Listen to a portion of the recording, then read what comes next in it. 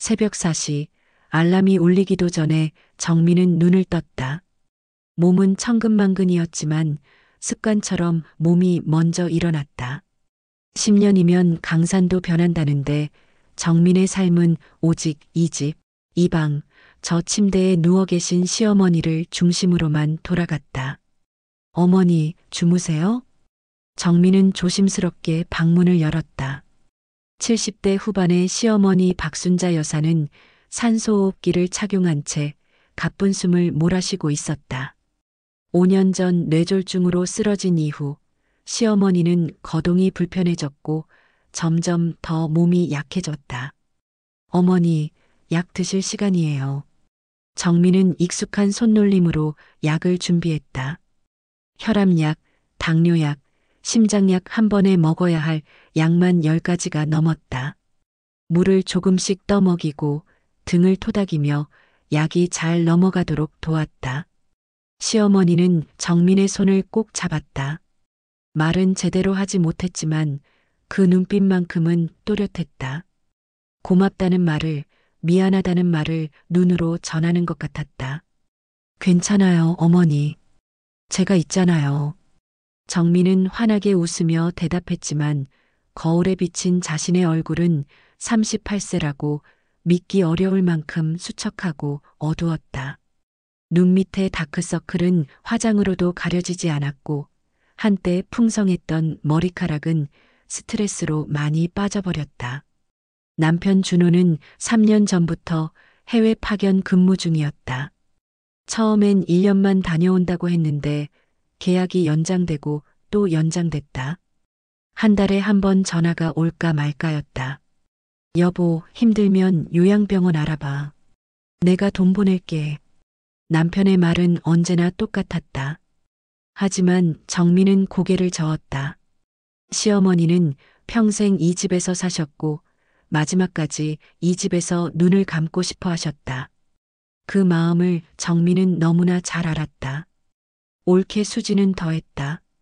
명절에도 얼굴 비추기 힘들다며 오지 않았고 어쩌다 전화하면 늘 요즘 애들 학원비가 얼마나 비싼지 아세요?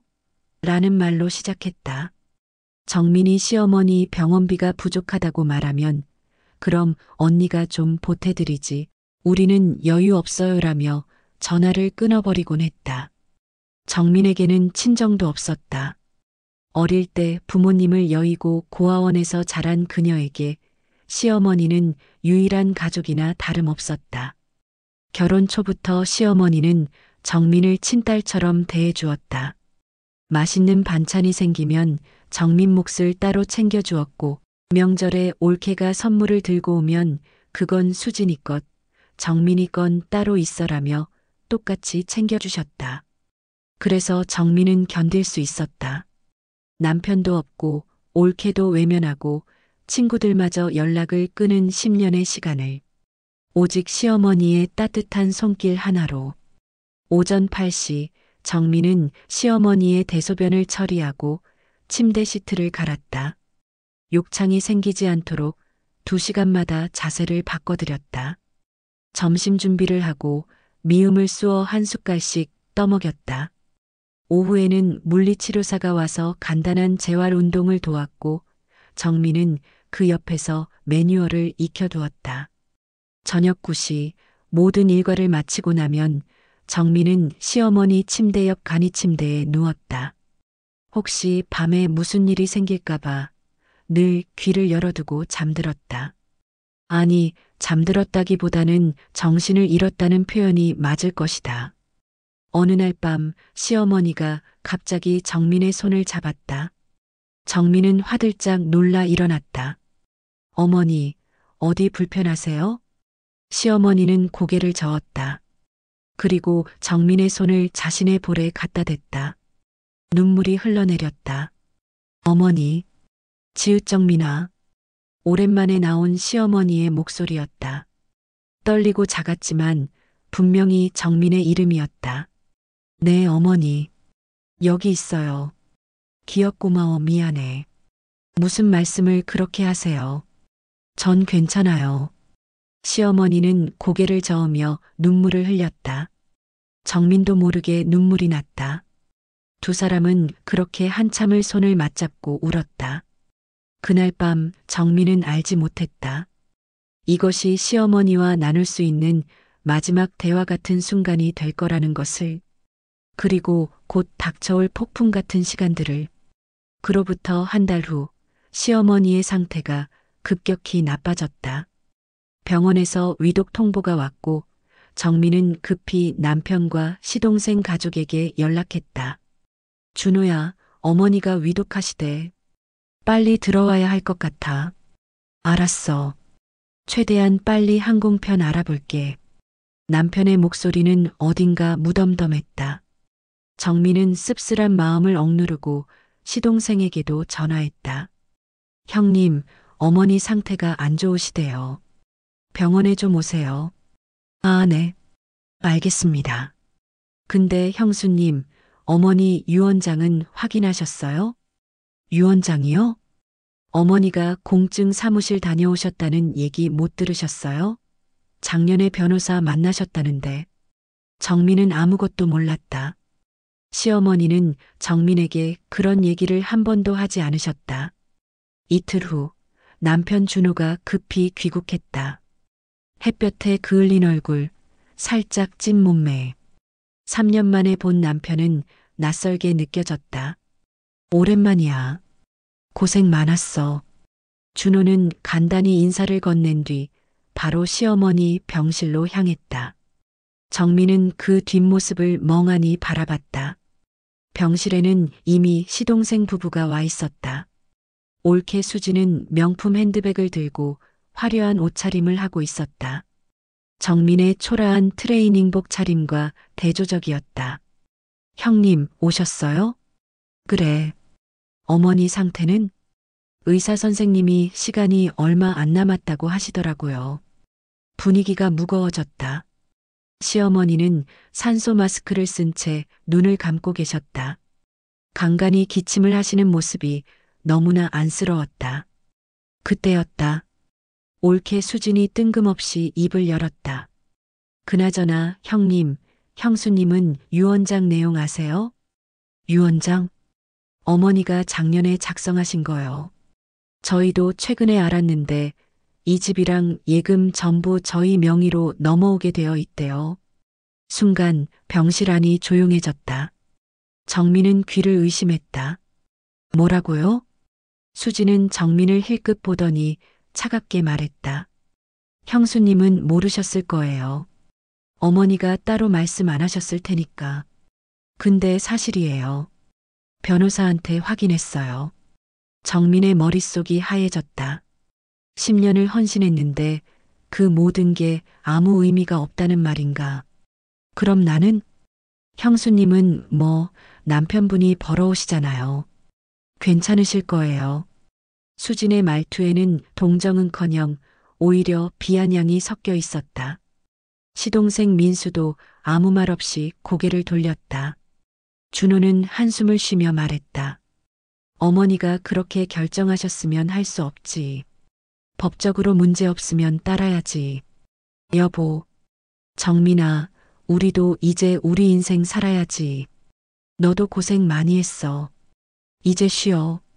남편의 말은 위로처럼 들렸지만 정민에게는 비수처럼 꽂혔다. 이제 쉬어라는 말은 이제 내가 여기 있을 이유가 없다는 뜻처럼 들렸다. 정민은 시어머니의 손을 꼭 잡았다. 의식이 없으신 것 같았지만 혹시 모를 일이었다. 어머니, 정말 그러세요? 제가 이렇게 모시는데. 시어머니는 아무 반응이 없었다. 아니, 할 수 없었다. 정민은 눈물을 닦으며 병실을 나왔다. 복도 끝, 정민은 주저앉아 울었다. 10년의 헌신이 밤낮 없는 간호가 모든 게 무너지는 순간이었다. 시어머니는 일주일 후 조용히 눈을 감으셨다. 정민은 마지막 순간까지 손을 놓지 않았다. 시어머니의 손은 차가웠지만 정민의 손은 뜨거웠다. 장례 절차는 빠르게 진행됐다. 장례식장이 예약되고 부고가 발송됐다. 친척들이 하나둘 모여들었다. 장례식 전날 밤 시댁 식구들이 정민을 따로 불렀다. 형수님, 잠깐 얘기 좀 해요. 옳게 수진이 단도직입적으로 말했다. 장례 끝나면 집 비워주셔야 할 것 같아요. 네. 이 집이 이제 저희 명의잖아요. 저희가 들어와서 살 거거든요. 정민은 멍하니 수진을 바라봤다. 준호는 아무 말도 하지 않았다. 언제까지요? 빠를수록 좋죠. 장례 끝나고 3일 안에 짐 빼주세요. 3일이요? 10년을 여기서 살았는데. 그래서 3일이나 드리는 거예요. 원래 당장 나가시라고 해야 하는데. 수진의 목소리는 냉정했다. 시동생 민수는 여전히 침묵했다. 준호는 창밖만 바라보고 있었다. 여보, 당신은 아무 말도 안 해? 정민아, 미안해. 근데 법적으로 우리가 할 수 있는 게 없어. 엄마가 그렇게 결정하셨어. 10년이야. 10년을 내가 어머니를 모셨는데 이게 말이 돼? 정민의 목소리가 커졌다. 하지만 아무도 그녀의 편을 들어주지 않았다. 형수님, 그렇게 큰 소리 치지 마세요. 장례식장에서 창피하게. 어차피 결정된 일이에요. 수지는 차갑게 돌아섰다. 정민은 그 자리에 주저앉아 울었다. 장례식 다음 날 정민은 짐을 쌌다. 10년의 추억이 담긴 물건들. 하지만 가져갈 수 있는 건 많지 않았다. 대부분은 시댁 살림이었고 정민의 개인 물건은 옷가지와 몇 가지 소품뿐이었다. 짐을 다 싸고 나오는데 현관 앞에 작은 상자 하나가 놓여 있었다. 낡은 나무 상자였다. 그 위에 작은 쪽지가 붙어 있었다. 정민에게. 시어머니의 글씨체였다. 정민은 상자를 조심스럽게 들었다. 그리 무겁지 않았다. 안에 무엇이 들었는지 궁금했지만 지금 당장 열어볼 기력이 없었다. 다 됐어요? 옳게 수진이 현관문을 열었다. 네, 갑니다. 수고하셨어요. 그동안. 수진의 말은 형식적이었다. 거기에 진심은 없었다. 정민은 마지막으로 집안을 돌아봤다. 10년을 살았던 집, 시어머니와 함께했던 모든 순간들이 스쳐 지나갔다. 눈물이 흘러내렸다. 안녕히 가세요. 쾅! 문이 닫혔다. 정민은 캐리어를 끌고 거리로 나왔다. 갈 곳도 없었다. 친구들은 오래전에 연락이 끊겼고 친정도 없었다. 남편은 다시 해외로 떠났다. 이제 어떡하지? 정민은 길거리 벤치에 앉아 상자를 내려다봤다. 시어머니의 마지막 선물. 그 안에는 무엇이 들어있을까? 정민은 작은 고시원 방을 얻었다. 월세 30만 원. 그나마 구할 수 있는 가장 저렴한 곳이었다.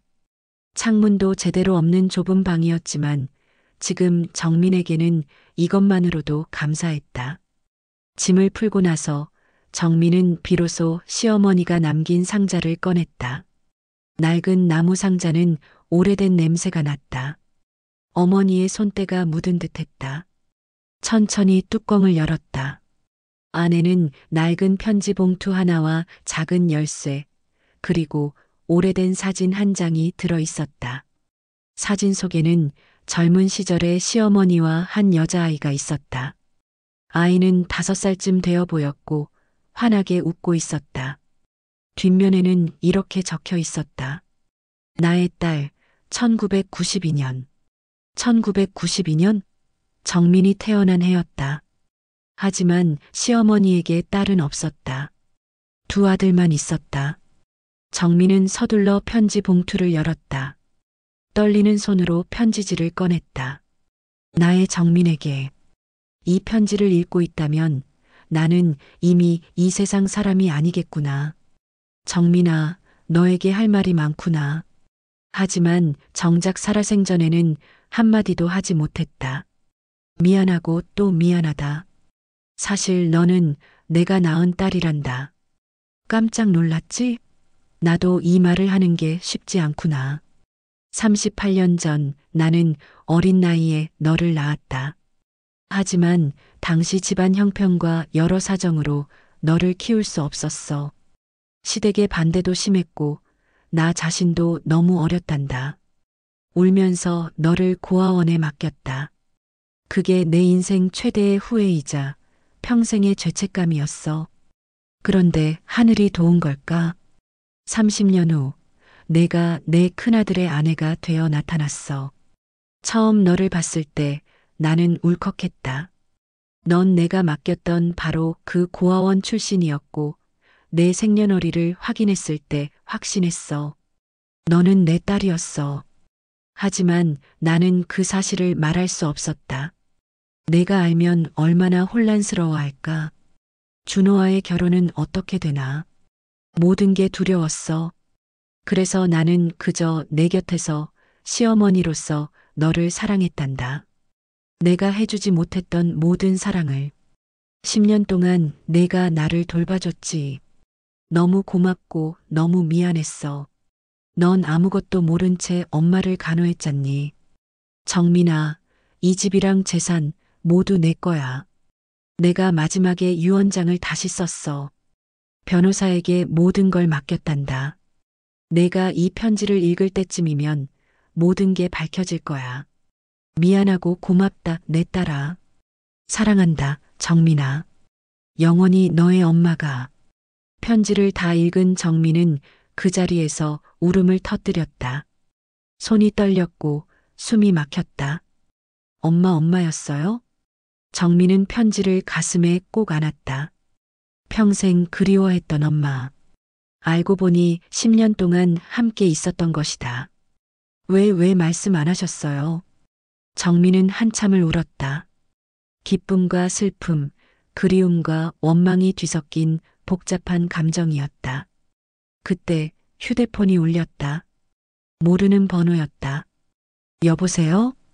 정민 씨 맞으신가요? 저는 박순자 여사의 담당 변호사 김정훈입니다.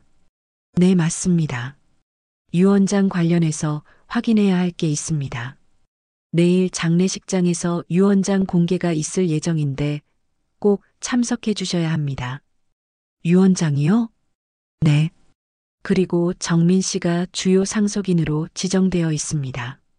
정민은 심장이 멈추는 줄 알았다. 엄마의 편지가 사실이었다. 알겠습니다. 가겠습니다. 전화를 끊은 정민은 다시 편지를 펼쳤다. 그리고 사진 속 어린 자신을 바라봤다. 엄마, 제가 갈게요. 마지막 인사드리러. 다음 날 아침 정민은 일찍 일어나 장례식장으로 향했다. 마음은 복잡했지만 가야만 했다. 엄마의 마지막 뜻을 확인해야 했다. 장례식장에 도착하니 이미 시댁 식구들이 와 있었다. 옳게 수지는 정민을 보자 눈을 찌푸렸다. 왜 또 왔어요? 변호사님이 오라고 하셨어요. 변호사가 왜 형수님을? 수지는 의아해하며 남편에게 뭐라고 속삭였다. 시동생 민수도 정민을 이상하게 쳐다봤다. 형수님, 혹시 유언장에 뭔가 더 있는 건 아니겠죠? 저도 잘 모르겠어요. 사실 정민은 편지를 통해 모든 걸 알고 있었다. 하지만 아직 말할 때가 아니었다. 오전 10시 변호사 김정훈이 도착했다. 50대 중반의 단정한 인상의 남자였다. 그는 서류 가방을 들고 조문객들이 없는 별도의 방으로 유족들을 안내했다. 모두 앉으십시오. 준호, 민수 부부 그리고 정민이 자리에 앉았다. 분위기는 묘하게 긴장감이 돌았다. 먼저 고인의 명복을 빕니다. 저는 박순자 여사의 유언 집행을 담당한 변호사 김정훈입니다. 변호사는 서류를 꺼내 테이블 위에 놓았다. 오늘은 이내 최종 유언장을 공개하고 상속 절차에 대해 안내드리려고 합니다. 최종 유언장이요? 수진이 물었다. 저희가 알고 있는 유언장 말고 다른 게 있다는 건가요? 네. 인께서 돌아가시기 한 달 전에 유언장을 제작성하셨습니다. 방안이 조용해졌다. 수진과 민수의 표정이 굳어졌다. 그게 무슨 말씀이세요? 저희는 작년에 작성된 유언장을 받았는데요. 그것은 초안이었습니다. 인께서 최종적으로 수정하신 유언장이 따로 있습니다. 공증까지 완료되었고요. 말도 안 돼. 어머니가 한 달 전에 거동도 못 하셨는데 어떻게 유언장을 다시 써요? 준호가 항의했다. 변호사는 차분히 대답했다. 인께서 의식이 있을 때 병원에서 작성하셨고 제가 직접 입회했습니다. 공증인도 함께 했고요. 법적으로 아무 문제가 없습니다. 민수가 불안한 표정으로 물었다. 그럼 내용이 바뀐 건가요? 네. 상당 부분 변경되었습니다. 변호사는 유언장을 펼쳤다. 모두가 숨을 죽이고 지켜봤다. 박순자 여사의 최종 유언 내용은 다음과 같습니다. 변호사가 낭독을 시작했다. 나 박순자는 온전한 정신으로 다음과 같이 유언합니다. 첫째, 서울 강남구 소재 아파트와 모든 예금, 증권 자산은 며느리 이정민에게 상속한다. 둘째, 장남 박준호와 차남 박민수에게는 각각 1천만 원씩 현금으로 지급한다. 셋째, 이 유언은 최종본이며 이전에 작성된 모든 유언장은 무효로 한다. 변호사의 목소리가 방 안에 울려 퍼졌다. 순간 모두가 얼어붙었다. 뭐라고요? 수진이 벌떡 일어났다. 얼굴이 새하얗게 질렸다. 이게 무슨 소리예요? 아파트랑 예금이 전부 형수한테요? 이건 말도 안 돼요. 민수도 당황한 표정으로 변호사를 쳐다봤다. 변호사님, 이건 뭔가 잘못된 거 아닌가요? 어머니가 정신이 온전하지 않으셨을 때 작성하신 거 아닌가요? 아닙니다. 제가 직접 확인했고 의사소견서도 첨부되어 있습니다. 이는 유언 작성 당시 완전히 온전한 정신 상태였습니다. 변호사는 추가 서류를 꺼냈다. 의사소견서, 공증 서류, 그리고 시어머니의 육필로 쓴 유언장 원본까지. 준호는 멍하니 정민을 바라봤다. 정민아, 너 이거 알고 있었어? 정민은 고개를 숙였다. 눈물이 또르르 떨어졌다. 어제 편지를 받았어요. 어머니가 남기신 편지. 무슨 편지? 정민은 가방에서 편지를 꺼냈다. 떨리는 손으로 준호에게 건넸다. 준호가 편지를 읽기 시작했다. 얼굴이 점점 굳어갔다. 민수도 옆에서 함께 읽었다. 이게 대체... 편지를 다 읽은 준호는 정민을 믿을 수 없다는 표정으로 쳐다봤다. 정민이가 엄마의 딸이었다고? 네. 방 안이 또다시 정적에 휩싸였다. 수진이 히스테리를 부렸다. 아니, 이게 무슨 드라마예요? 며느리가 알고 보니 딸이었다? 이건 사기잖아요. 법적으로 문제 있는 거 아니에요? 변호사가 침착하게 대답했다. 법적으로 아무 문제 없습니다. 인께서 생전에 DNA 검사까지 하셨고 그 결과도 여기 있습니다. 변호사는 또 다른 서류를 꺼냈다. DNA 검사 결과지였다. 박순자와 이정민의 모녀 관계가 99.99% 확률로 증명되어 있었다. 이건 말도 안 돼. 민수는 주저앉았다. 수지는 여전히 믿을 수 없다는 표정이었다. 그래도 이상하잖아요. 왜 그동안 숨기셨어요? 왜 갑자기 이런 식으로요? 변호사는 봉투 하나를 더 꺼냈다. 인께서 유족들에게도 편지를 남기셨습니다. 봉투를 열자 시어머니의 글씨가 나타났다. 나의 아들들에게 미안하다. 그동안 숨겨서. 정민이는 내가 어린 시절 낳았던 딸이다. 여러 사정으로 고아원에 보냈고 평생 죄책감 속에 살았다. 그런데 하늘이 우리를 다시 만나게 해주었구나. 정민이가 준호의 아내가 되어 돌아왔을 때 나는 운명이라고 생각했다. 10년 동안 정민이는 나를 헌신적으로 돌봐주었다. 친딸도 하기 힘든 일을 해냈다. 반면 너희들은 어떠했느냐? 준호는 해외로 떠났고 민수는 아내 눈치만 봤다. 나는 실망했다. 그래서 결심했다. 내 재산은 나를 진심으로 사랑하고 돌봐준 사람에게 주겠다고. 정민아, 이 모든 게 내 거다. 당당히 받아라. 아들들아, 미안하다. 하지만 이것이 내 마지막 뜻이다. 편지를 읽은 준호와 민수는 말을 잃었다. 수진만 계속 항의했다.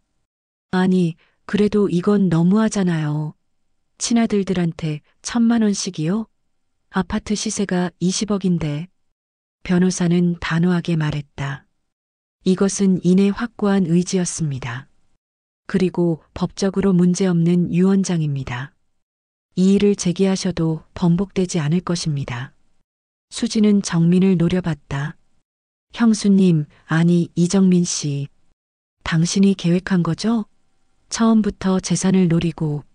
아니에요. 정민이 소리쳤다. 저는 아무것도 몰랐어요. 어머니가 엄마가 제 친엄마인 줄도 몰랐고 유언장도 몰랐어요. 저는 그냥 어머니를 사랑했을 뿐이에요. 정민은 울음을 터뜨렸다. 10년 동안 저는 진심으로 어머니를 모셨어요. 단 한 번도 재산을 생각한 적 없어요. 그저 제게 따뜻하게 대해주신 유일한 분이었으니까. 정민의 절규에 방안이 조용해졌다. 준호는 복잡한 표정으로 정민을 바라봤다. 변호사가 말했다. 더 이상의 논의는 법적으로 의미가 없습니다. 상속 절차는 이미 진행 중이고 2주 내로 모든 재산이 이정민 씨 명의로 이전됩니다.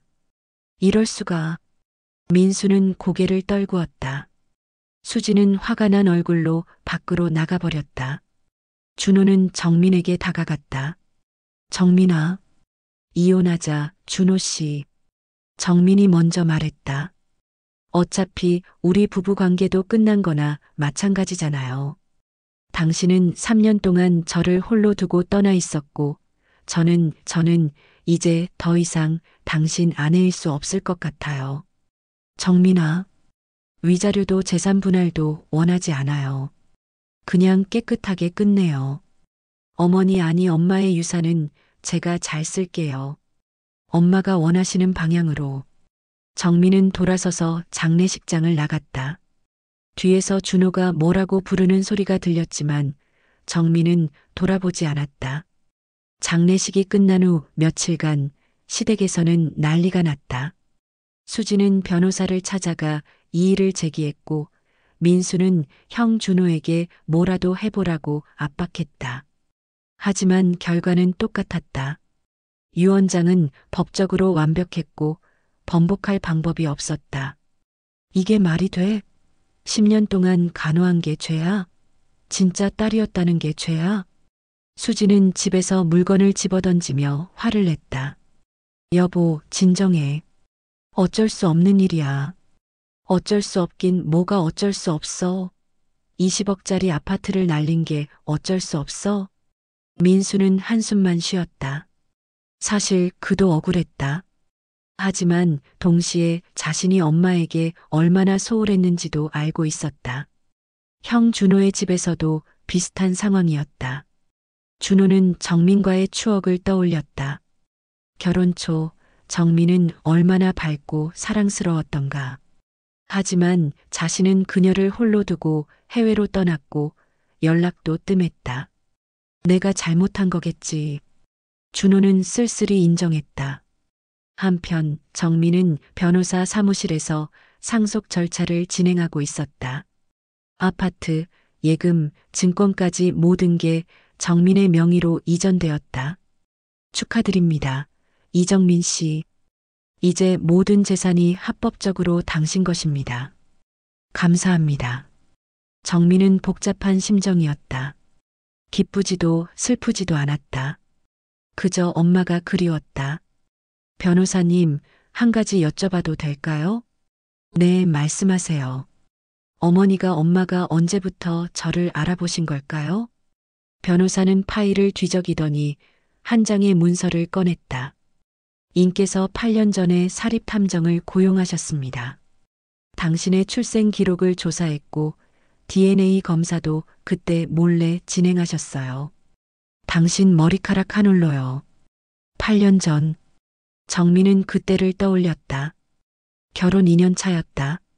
시어머니가 유독 정민에게 잘해주시던 시기였다. 그리고 이것도 드려야 할 것 같네요. 변호사는 봉투 하나를 더 건넸다. 인께서 당신에게 전달하라고 맡기신 영상 파일입니다. USB에 담겨 있어요. 영상이요? 네. 돌아가시기 한 달 전에 촬영하신 것 같습니다. 정민은 떨리는 손으로 USB를 받았다. 집으로 돌아온 정민은 노트북을 켰다. USB를 꽂고 파일을 재생했다. 화면에 시어머니가 나타났다.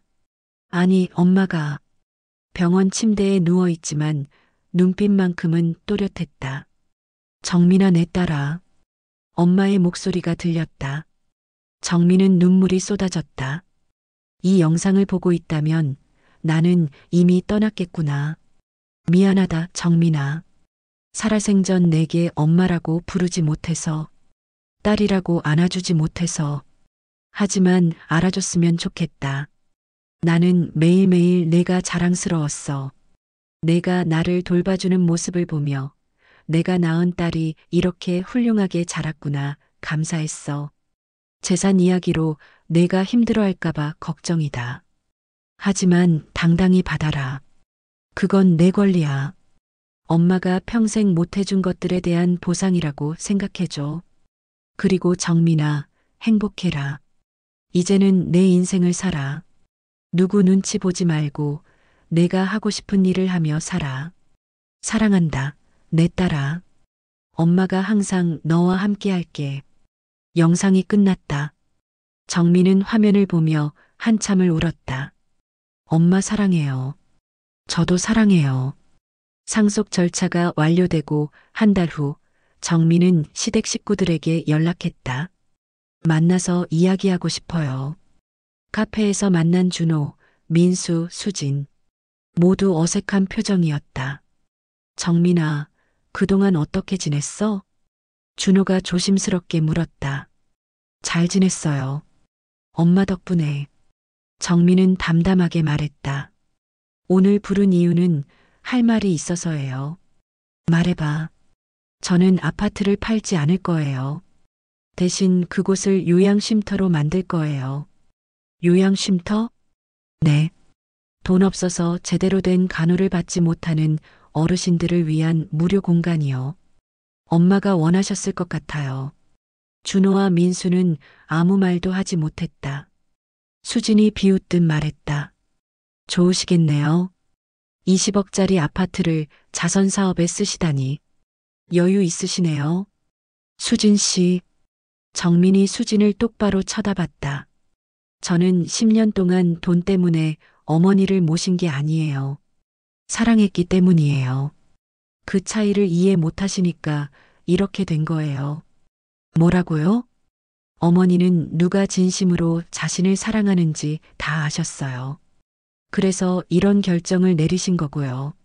정민은 일어서며 말했다. 그리고 준호 씨, 이혼 서류 보냈어요. 서명해서 보내주세요. 재산 분할 청구 안 할게요. 전 충분히 받았으니까. 정민아, 행복하세요, 모두. 정민은 그렇게 돌아섰다. 뒤돌아보지 않았다. 그날 밤 준호는 혼자 술을 마셨다. 민수에게 전화가 왔다. 형, 우리가 잘못한 거 맞지? 그런 것 같아. 엄마가 우리에게 마지막 교훈을 주신 건가? 아마도. 두 형제는 한참을 침묵했다. 한편 수지는 집에서 인터넷 기사를 보고 있었다. 박순자 여사의 며느리 20억 상속 재산으로 무료 요양쉼터 설립. 기사 내용에는 정민의 인터뷰가 실려 있었다. 시어머니께서 평생 못 받으신 사랑을 다른 어르신들께 돌려드리고 싶어요. 이게 엄마의 진짜 바람이었을 것 같습니다. 댓글에는 찬사가 쏟아지고 있었다. 진짜 효부다. 이런 며느리 어디 없나요? 시어머니가 해안이 있으셨네. 다른 가족들은 부끄러워해야 함. 수지는 스마움을 던져버렸다. 하지만 마음속 깊은 곳에서는 알고 있었다. 자신이 틀렸다는 것을. 6개월 후 순자의 집이라는 이름의 요양쉼터가 문을 열었다. 정민은 엄마의 이름을 따서 지었다. 갈 곳 없는 노인분들, 가족에게 버림받은 어르신들, 경제적으로 어려운 분들이 하나둘 입소하기 시작했다. 정민은 직접 간호를 도왔다. 10년간의 경험이 빛을 발했다. 어르신들은 정민을 친딸처럼 따랐다. 정민 씨, 고맙습니다. 덕분에 편히 지내고 있어요. 아니에요. 제가 더 감사해요. 제게 의미를 주시니까요. 정민은 진심으로 행복했다. 돈이 아니라 사랑으로 채워지는 삶이었다. 어느 날 정민은 쉼터를 정리하다가 벽에 걸린 액자를 발견했다. 엄마의 사진이 담긴 액자였다. 액자를 내리는데 뒤쪽에서 뭔가 바스락거리는 소리가 났다. 조심스럽게 뒤를 보니 작은 쪽지가 붙어 있었다. 정민아, 돈보다 더 중요한 건 마음이란다. 너는 이미 내 전부를 가진 아이야. 사랑해, 나의 딸아. 마이너스 엄마 마이너스. 정민은 그 쪽지를 가슴에 꼭 안았다. 눈물이 주르륵 흘러내렸다. 하지만 이번에는 슬픔이 아니었다.